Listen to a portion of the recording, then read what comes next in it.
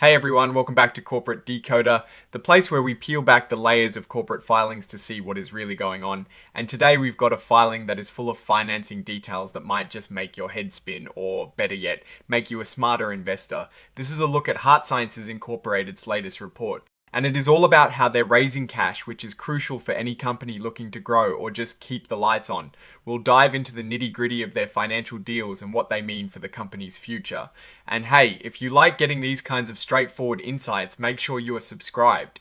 And don't forget to join our Discord community linked in the description below for more exclusive content and discussions. Alright, let's jump right into what HeartSciences Incorporated, or HSCs as they are known on the stock market, is up to.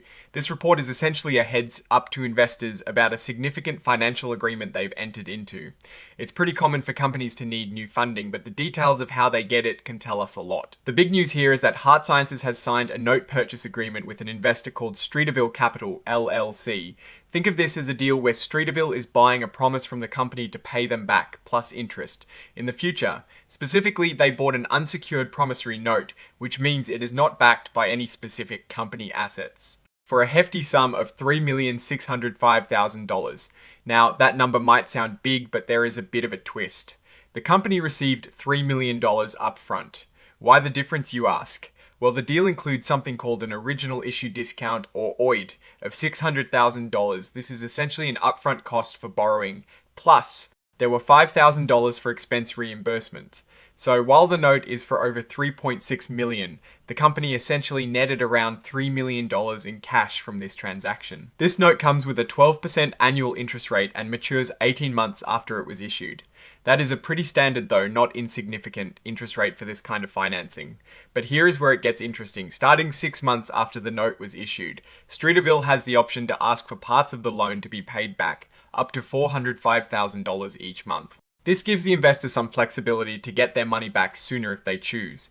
And there is another clause. If by the 1-year anniversary of the note, the company hasn't paid down at least $1,250,000 of the loan, the remaining balance automatically increases by 5%. This is a way to incentivize the company to prioritize paying down this debt. The company does have the option to pay back the entire loan or parts of it early though, which is good flexibility to have. The agreement also lays out some standard conditions. It includes typical promises, restrictions, and things that would be considered default events. A major default event could be if the company undergoes a significant change like a merger or acquisition without getting Streeterville's okay first. If a default happens, the outstanding balance of the note could become instantly due and payable. And if the default involves not paying what is owed or not following the rules, the outstanding balance of the note automatically increases to the lesser of 18% or the maximum rate allowed by law. That is a pretty steep penalty, highlighting how serious defaults are. Streeterville is also being protected. The agreement includes clauses where HeartSciences agrees to cover any losses or damages Streeterville might face, especially if the company breaches any of its promises or warranties in the agreement.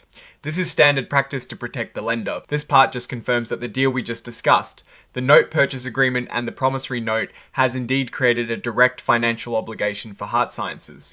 So it is essentially a formal notification that they've taken on this debt. Now, this is important. This filing also talks about how the company sold this note. They did it in a way that didn't require them to register it with the Securities and Exchange Commission, or the SEC, under something called Section 4, a 2 of the Securities Act. This exemption is generally for private placements, meaning they sold it directly to a specific investor, Streeterville, who they believe is an accredited investor. An accredited investor is typically someone who meets certain income or net worth requirements, suggesting they are sophisticated enough to understand and bear the risks of such an investment. HeartSciences relied on Streeterville's assurances that they meet these criteria and intend to hold the investment. And finally, the report lists the actual documents that make up this deal. This includes the note purchase agreement and the promissory note itself. These are filed as exhibits, meaning they are attached to this report for anyone who wants to read the full, unvarnished details. So, what is the big picture here? HeartSciences has secured a significant amount of funding through a debt agreement. This is a common way for companies, especially those in growth phases or facing financial challenges, to raise capital without immediately diluting ownership by issuing more stock.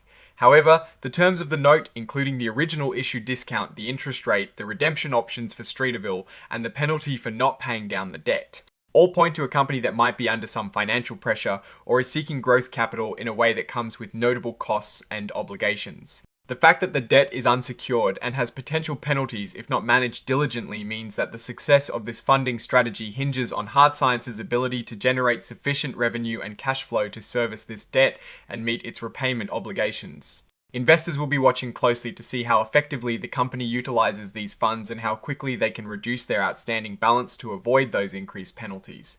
This agreement is a critical step, but it also introduces a new layer of financial risk that needs careful management. Alright, that is our breakdown of this HeartSciences filing. What is your take on these financing details and what they signal for the company's future?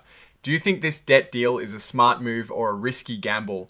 Drop your thoughts in the comments. If this analysis was valuable, hitting that like button really helps, and subscribe for more deep dives into corporate filings. And remember, don't forget to check out the Discord in the description for more insider insights and discussions. Thanks for watching. See you next time.